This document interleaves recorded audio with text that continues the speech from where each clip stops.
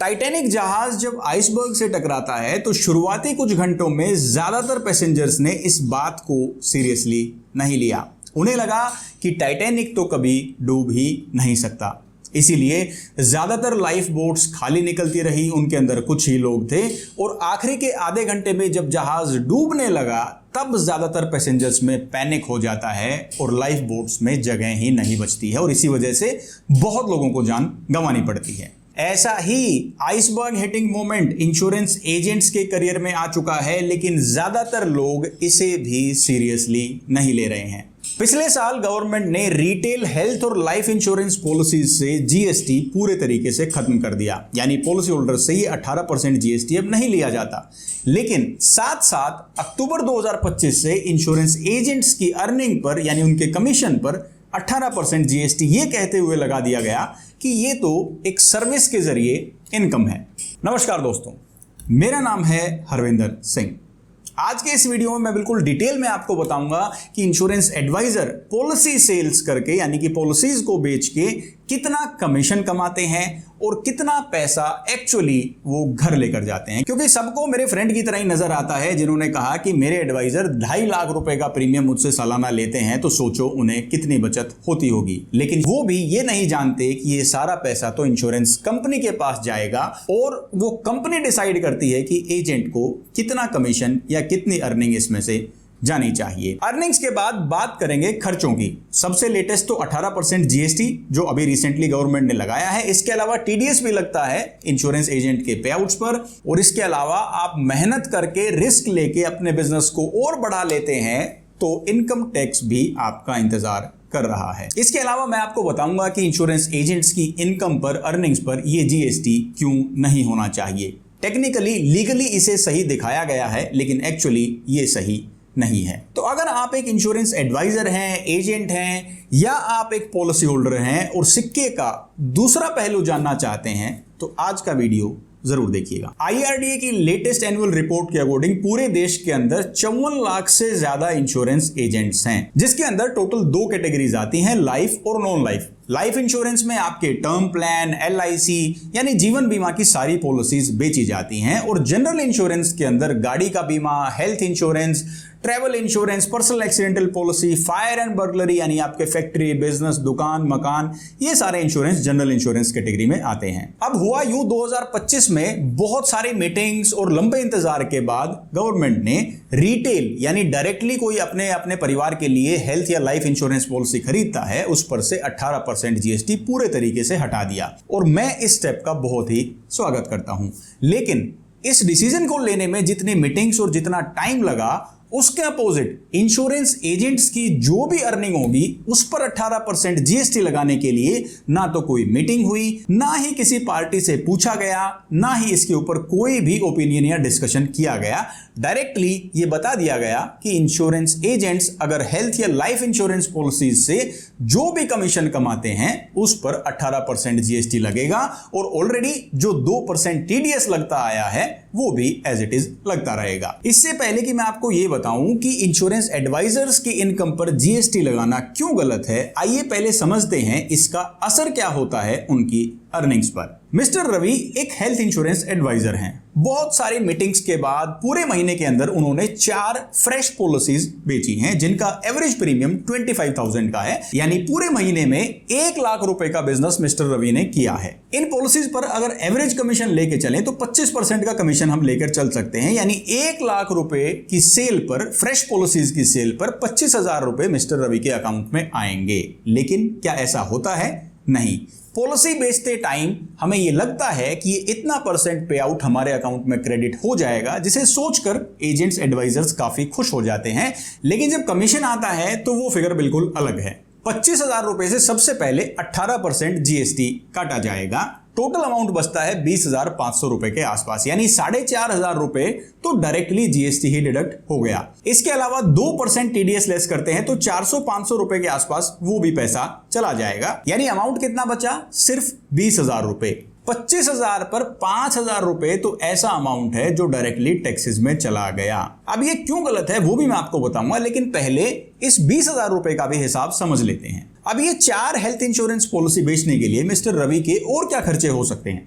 भाई उन्होंने कस्टमर को बहुत बार कॉल किया होगा, एक दो बार विजिट पर भी वो गए होंगे, तो 4 पॉलिसीज के हिसाब से एवरेज विजिट हो जाती हैं 8 से 10, जिसका हर बार जाने का पेट्रोल का खर्चा हो सकता है, ऑटो टैक्सी का किराया हो सकता है, इसके अलावा मोबाइल, वाईफाई, ऑफिस के एक्सपेंसेस हैं, स्टाफ का खर्चा हो सकता है, क्लेम के टाइम सर्विसिंग देनी होगी उसके खर्चे होंगे। और इंश्योरेंस कंपनीज तो अब पॉलिसीज का भी प्रिंट नहीं देती हैं, स्टेशनरी का भी बहुत खर्चा हो जाता है। और इवन कई कस्टमर्स तो कह देते हैं कि मुझे तो ये कार्ड प्रिंटेड चाहिए, वो भी इंश्योरेंस एडवाइजर अपनी जेब से ही प्रिंट करवा के देता है। और सबसे बड़ा खर्चा डिस्काउंट का। वैसे तो IRDA ने कहा है कि आप डायरेक्टली रिबेट नहीं दे सकते हैं कस्टमर को पॉलिसी बेचते टाइम, लेकिन हकीकत ये है डिस्काउंट पहली वो चीज होती है जो कस्टमर पूछता है कोई भी पॉलिसी खरीदते टाइम। और एटलीस्ट 5% का डिस्काउंट जो ऑनलाइन पॉलिसी खरीदने पर मिलता है, ये तो हम एवरेज ले ही सकते हैं। यानी 1 लाख रुपए की सेल पर 5,000 रुपए तो ये डिस्काउंट का ही चला जाता है। और ये बाकी जो खर्चे मैंने आपको बताए हैं ये अलग से हैं। यानी मिस्टर रवि ने जो पूरे महीने में 1 लाख रुपए की हेल्थ इंश्योरेंस पॉलिसी बेचकर 25,000 रुपए कमाने का जो एस्टिमेट लगाया था, ना तो वो पूरा पैसा उन्हें अकाउंट में मिला, लेकिन ये बचा हुआ पैसा जो अकाउंट में आएगा इसमें से भी आधे से ज्यादा अमाउंट का खर्चा उनका ऑलरेडी हो चुका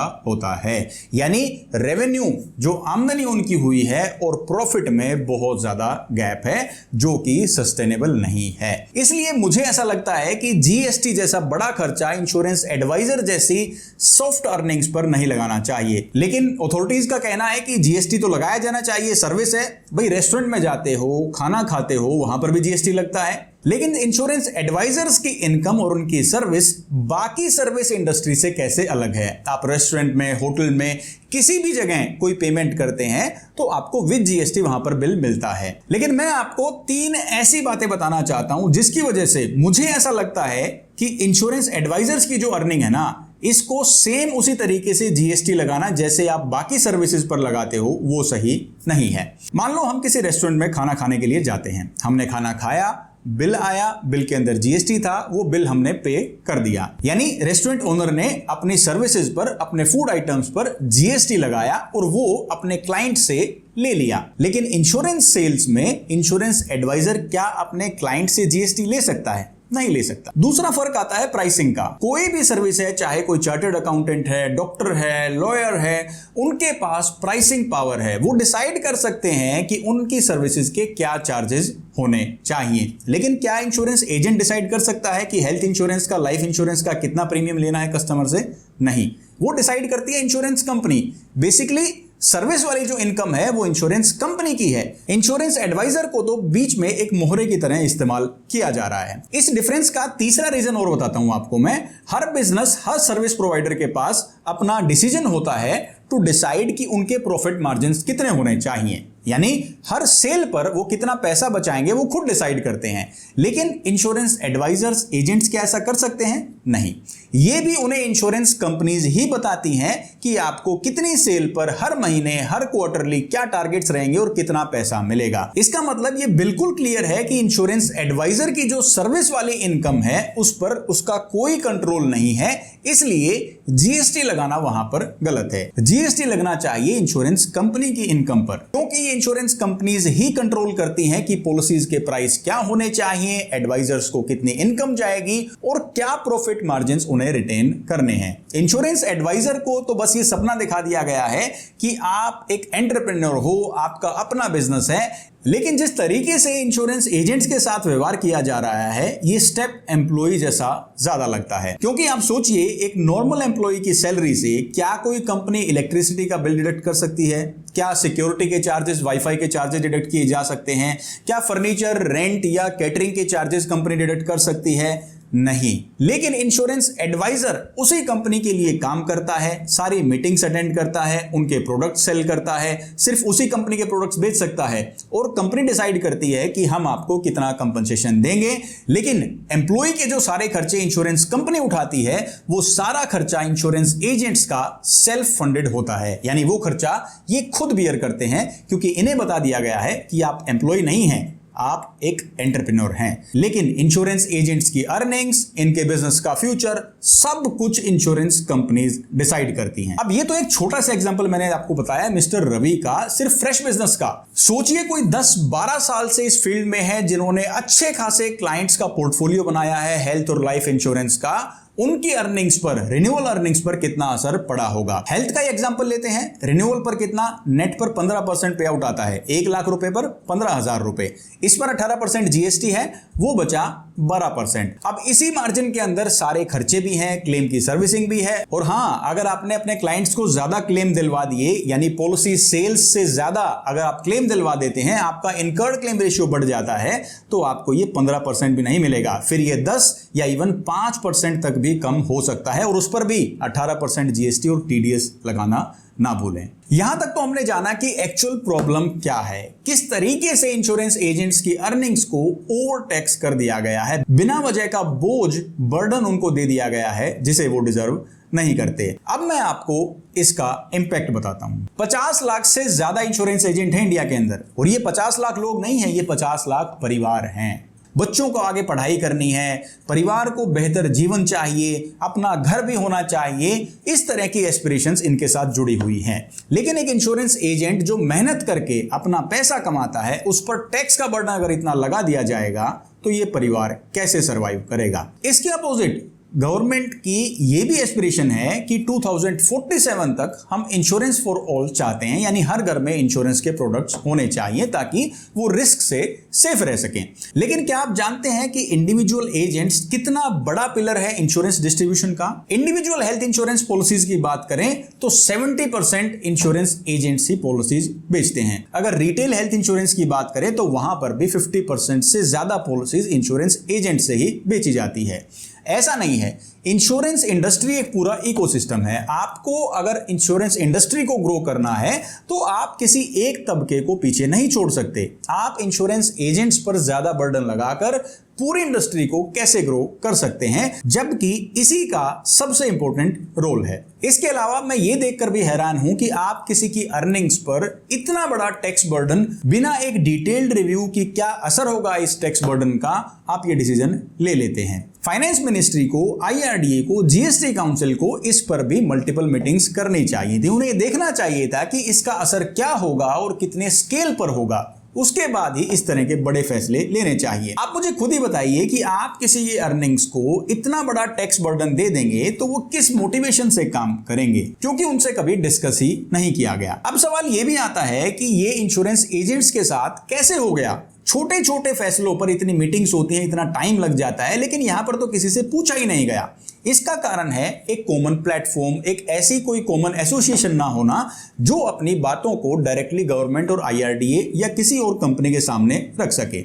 आप देखते हैं इंश्योरेंस कंपनीज फटाफट से हॉस्पिटल्स को ब्लैकलिस्ट कर देती हैं, हॉस्पिटल्स हेल्थ इंश्योरेंस कंपनीज को ब्लैकलिस्ट कर देते हैं, लेकिन एजेंट से कभी पूछा ही नहीं जाता कि उनकी अर्निंग्स पर क्या टैक्स लगाएं क्या नहीं। और इसी वजह से इंश्योरेंस एजेंट्स में भी इस बात की अवेयरनेस नहीं है। बहुत सारे एडवाइजर्स को यह पता ही नहीं है कि उनकी अर्निंग से ये 18% जीएसटी डिडक्ट किया जा रहा है, क्योंकि ये इतना चुपचाप हुआ और आवाज उठाने के लिए कोई है ही नहीं। यहां पर मुझे ध्यान आता है बॉइलिंग फ्रॉग इफेक्ट। आप तेज गर्म पानी के अंदर एक मेंढक को डालिए, वो झट से जंप करके बाहर आ जाएगा, लेकिन आप एक नॉर्मल टेम्परेचर वाले पानी के अंदर मेंढक को अगर छोड़ देंगे वो वहीं पर रहेगा। आप उसे धीरे धीरे गर्म करेंगे, पानी उबल भी जाएगा तो भी मेंढक बाहर नहीं निकलेगा, क्योंकि ये सब इतने धीरे धीरे हुआ कि उसे पता ही नहीं चला। इसी तरह का कुछ हो रहा है इंश्योरेंस एजेंट्स के साथ। अगर अब भी आवाज नहीं उठाई गई तो ये पॉलिसीज और स्ट्रिक्ट हो सकती हैं, और जिस इंश्योरेंस को आपने अपने जीवन के इतने कीमती साल दिए हैं, इतना टाइम दिया है, अपने क्लाइंट्स की इतनी केयर की है, वो इतनी मेहनत करने के बाद भी, अपने क्लाइंट्स का इतना ख्याल रखने के बाद भी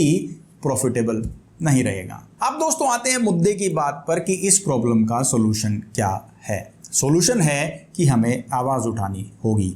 जब ये डिसीजन लिया गया तो किसी ने आवाज उठाई ही नहीं। अगर आवाज उठाई तो वो इतनी बटी हुई थी कि वो आवाज उन कानों तक पहुंची ही नहीं। इसलिए हमें अथॉरिटीज तक ये बात पहुंचानी होगी कि ये फैसला हम एक्सेप्ट नहीं करते, ये हमारे लिए सही नहीं है। इसके लिए तीनों YouTube हैंडल्स मैं आपको भी कमेंट सेक्शन में दे दूंगा। तो अगर आप एक इंश्योरेंस एडवाइजर हैं और आप मेरी बात से सहमत हैं तो आप अपना फीडबैक इन YouTube हैंडल्स के थ्रू डायरेक्टली अथॉरिटीज के अकाउंट पर उनके वीडियोस पर कमेंट करके दे सकते हैं। इसके अलावा इस वीडियो को आप अपने एजेंट दोस्तों के साथ, एडवाइजर्स के ग्रुप में, या इसके अलावा हर वो इंश्योरेंस एडवाइजर जिस पर इस GST का असर पड़ा है उन तक शेयर जरूर करें। और हाँ, मुझे कमेंट करके भी ज़रूर बताइए कि क्या आप जानते थे कि आपकी हेल्थ और लाइफ इंश्योरेंस की अर्निंग से ये GST डिडक्ट किया जा रहा है। मैं हरविंदर सिंह मिलता हूं आपसे नेक्स्ट वीडियो में। Till then take care, stay fit and stay healthy. Jai Hind.